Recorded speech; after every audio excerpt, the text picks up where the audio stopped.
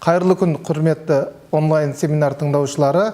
Мен Бижанов Ерали Қыдырбайұлы, Талдықорған қаласындағы Назарбаев зияткерлік мектебінің физика пәнінің мұғалімі.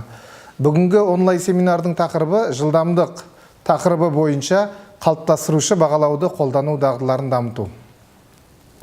Қазіргі таңда Назарбаев зияткерлік мектептерінде бағалаудың бірнеше түрлері бар. Критериалды бағалаудың кіріктірілген моделі бойынша бағалау түрлері қалыптастырушы бағалау, ішкі жиынтық бағалау және сыртқы жиынтық бағалау болып бөлінеді.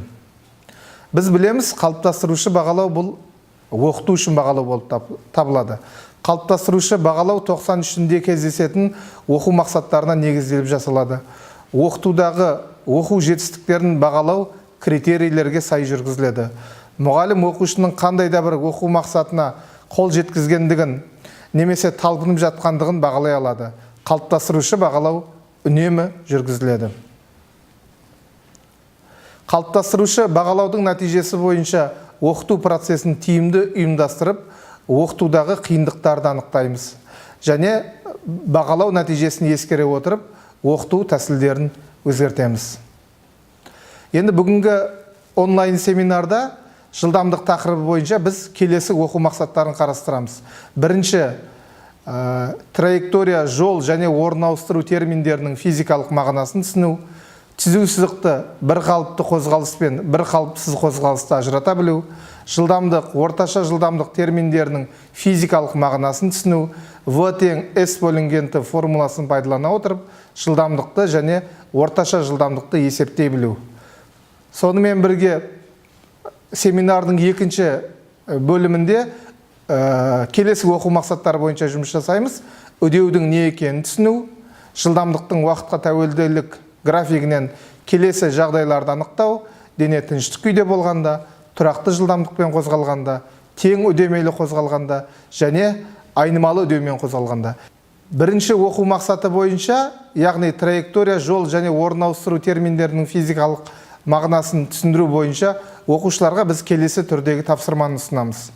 Тапсырма. Суретте А нүктесінен Б нүктесіне қарай жүгірген қоянның қардағы ізі көрсетілген. Сызғыш және жіп көмегімен қоянның жүрген жолын және орын ауыстыруын анықтаңыз.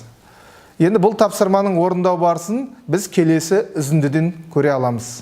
Траектория, жол және орын ауыстыру терминдерінің мағынасын ашу үшін сіздермен қазір практикалық жұмыс жасаймыз. Ол үшін сіздер 3 топқа бөлінуіңіз керек. 3 топқа бөлініңдер, балалар. 3 топ. Бірінші топ бізде, одан кейін сіздер 4-өңіз екінші топ, одан кейін сіздер 3-өңіз үшінші топ боласыздар. Қазір осындай жұмыс жасаймыз сіздермен бірге. Тапсырма. Мына қолында, балалар, қараңдар. Мына суретте қоянның қардағы ізі көрсетілген. Қоян А нүктеден Б нүктеге орын ауыстырған. Енді тапсырманың мақсаты сіздер қоянның жүрген жолын табасыңдар, одан кейін қоянның орын ауыстыруын табу керек. Сіздерде қолыңызда сіздерде жіп болады және сызғыш болады. Жіп және сызғыш көмегімен сіздер осы қоянның траекториясы көрсетілген ғой, да? Осының жүрген жолын табасыңдар және орын ауыстыруын табасыңдар. Онда бірінші топқа сіздер бірінші топ бірге жақындаңыз, екінші топ, үшінші топ бірге жақындаңыз. Енді бірінші топқа қараңыз, мен сіздерге жіп беремін, одан кейін жіп сіздерде бар, екінші топқа да бірге отырыңдар. Енді сіздерге қазір мен сызғыштар беремін. Мына сызғыш қой осылай. Келесі топ, сызғыш.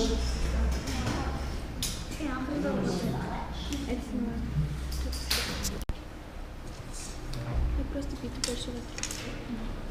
А маркер? Өлшеу нәтижелерін сол параққа жазсаңдар болады. Против давай, потом оставишь. Оставишь меня?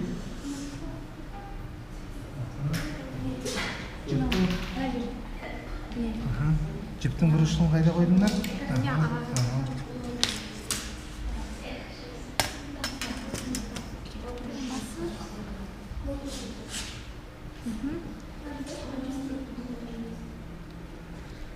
1'de 4.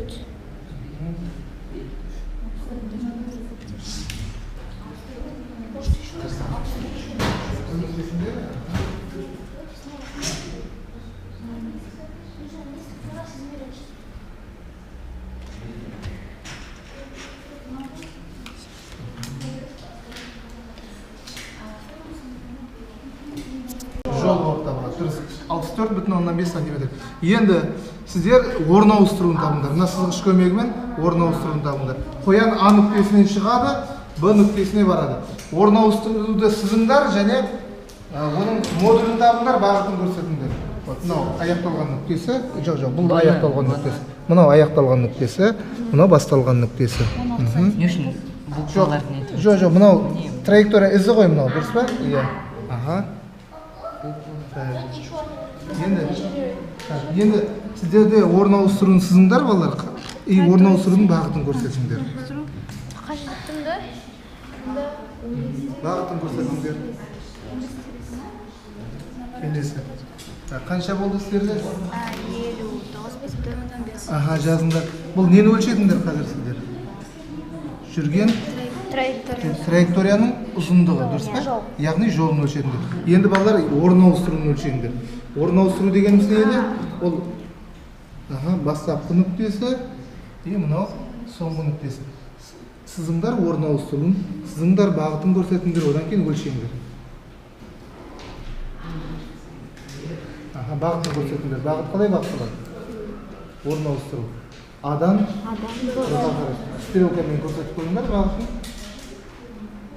Мына өзіне, вектордың өзіне көрсете сал. Орын ауыстыру векторлық шама. Енді өлшеңдер модулін. Болды ма? Енді әрбір топ өзінің алған жауаптарын айтсын. Бірінші топ, жүрген жолы қанша болды? 64,5 сантиметр. Екінші топ? 64,5. Келесі оқу мақсатымыз түзу сызықты бір қалыпты қозғалыс пен бір қалыпсыз қозғалысты ажырата білу. Бұл оқу мақсатын қалыптастыру үшін біз оқушыларға графикалық есептерді ұсынамыз.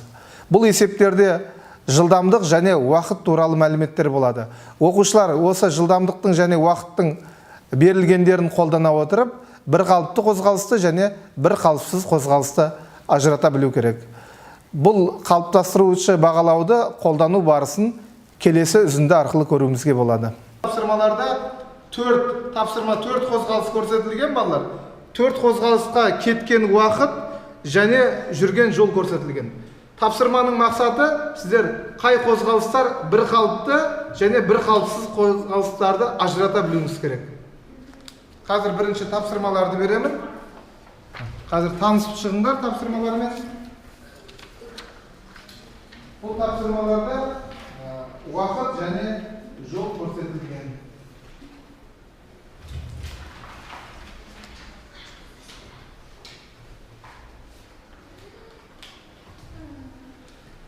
Енді бұл тапсырманы карточкаларға жазасыңдар, бір қалыпты қозғалыстарды жазуымыз керек. Қай қозғалыстар бір қалыпты болады сіздерде? Тек қана номерін жазсаңдар жеткілікті карточкаларға.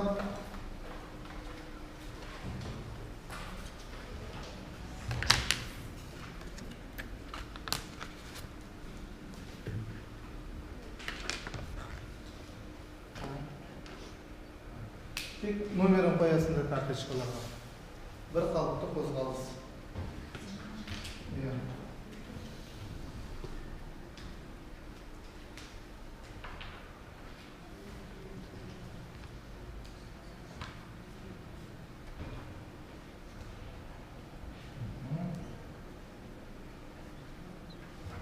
Қозғалыстар бір қалыпты, соның номерін жазыңдар. Барлығын тексеріп шығыңдар.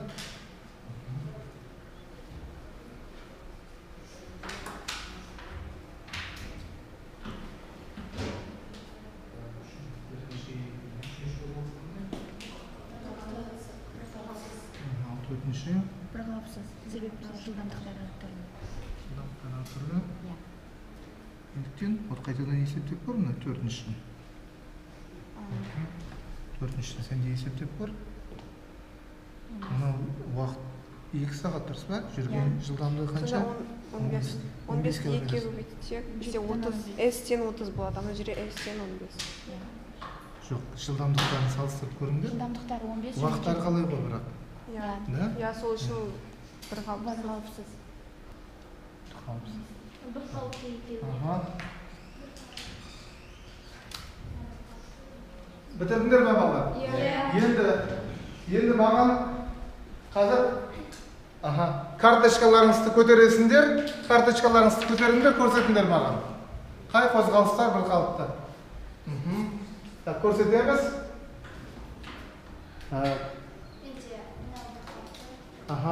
1 мен 2 бір қалыпты, 3 пен 4 бір қалыпсыз. 1 мен 2 бір қалыпты. Демек, дұрыс балалар. Түсінікті ғой бұл тапсырма. Келесі оқу мақсатымыз бұл жылдамдық, орташа жылдамдық терминдерінің физикалық мағынасын түсіну, V тең S бөлінгенді формуласынан пайдаланып, жылдамдықты және орташа жылдамдықты есептей білу. Бұл оқу мақсаттарын қалыптастыру үшін біз оқушыларға бірнеше тапсырмаларды ұсынамыз. Бірінші, кестеде мәліметтер беріледі. Төмендегі кестеде денелердің жүрген жолы және сол жолды жүруге кеткен уақыты туралы мәліметтер берілген. Оқушылар есептеулерсіз жылдамдықтардың арту ретімен орналастыру керек. Екінші есеп, бұл автокөлік 100 км жол жүреді. Автокөліктің қозғалыс кезіндегі максималдық жылдамдығы 90 км сағат және минималдық жылдамдығы 30 км сағат. Жалпы жолға 2 сағат уақыт кетті. Қозғалыстың орташа жылдамдығы қандай? Бұл есепті шығару барысында көптеген оқушылар орташа жылдамдықты есептегенде оны арифметикалық орташа сияқты қарастырды. Бұл кезде өте маңызды. Орташа жылдамдықтың анықтамасы бойынша орташа жылдамдық бұл жалпы жол бөлу жалпы уақыт. Сондықтан осы формуланы қолдану арқылы оқушылардың шығаруына ерекше назар аудару керек. Және үшінші есепте ұшақ X қаласынан Z қаласына ұшты. Қосымша жолаушылар алу үшін ұшақ Y қаласында 1 сағат тоқтайды. Қалалар арасындағы қашықтық суретте көрсетілген. X-тен шығып Z-ке жеткенше жалпы 3 сағат уақыт кетеді. Ұшақтың орташа жылдамдығы қандай? Бұл есепті шығару барысында оқушылар суретте берілген мәліметтерден пайдаланып, ұшақтың жалпы жолын анықтайды және жалпы уақытқа қатынасы арқылы орташа жылдамдықты есептеу қажет. Ең соңғы тапсырмамыз жарыста автокөлік ұзындығы 3,6 км болатын айналымды 60 рет айналды. Бұл қозғалысқа 2,4 сағат кетті. Автокөліктің орташа жылдамдығы қандай? Бұл есепте оқушылар шығарғанда жалпы жолын анықтайды. 3,6 км-ді 60-қа көбейту арқылы және оны жалпы уақытқа бөлу арқылы орташа жылдамдықты анықтайды. Бұл оқу үдерісін келесі үзінді арқылы көруімізге болады. Оқу мақсаты жылдамдық, орташа жылдамдық терминдерінің физикалық мағынасын түсіну және V тең S бөлінгенді формуласын қолданып орташа жылдамдықты анықтау. Бұл мақсатты қалыптастыру үшін балалар сіздермен бірге есептер шығарамыз. Бұл парақта 4 есеп бар балалар. 4 есеп. Дәптерлеріңізге шығарыңдар есептерді.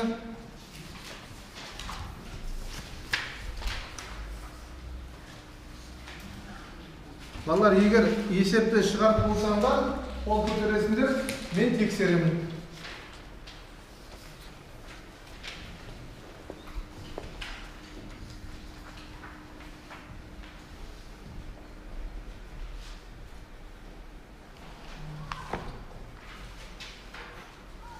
Бірінші есепте кестеде 4 дененің жүрген жолы және уақыты көрсетілген. Дұрыс па балалар? Енді есептеулерсіз денелерді жылдамдықтардың арту ретімен орналастыру керек. Дәптерге орындаңдар.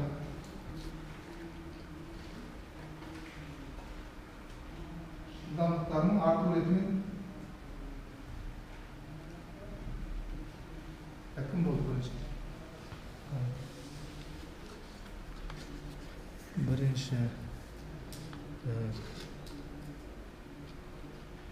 өте баяу жүрді ма бұл?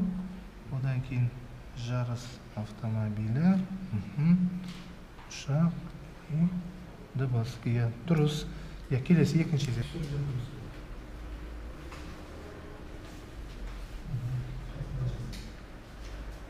Және кім бітірді?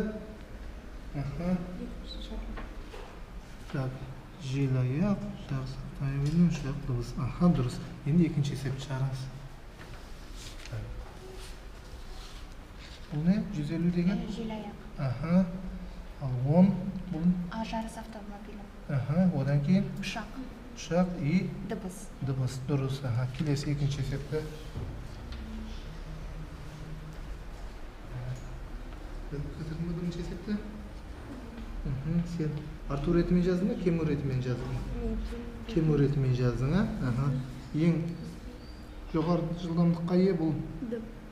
Дыбыс. Айт, кейін? Дыбыс, одан кейін ұшақ, автомобиль, желаяқ. И және желаяқ. Екінші есеп. Екінші есеп шығардың ба? 50 км. Так, 50 км сағат. Дұрыс. Келесі.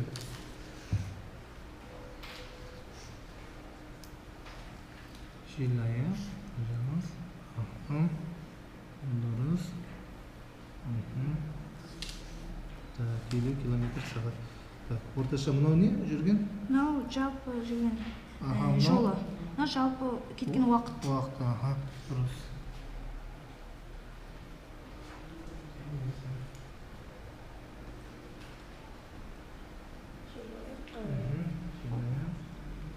Жарыс автомобилі, ұшақ и және дыбыс. Ал орташа жылдамдық қанша болды? Орташа жылдамдық 50 50 км сағат. Дұрыс.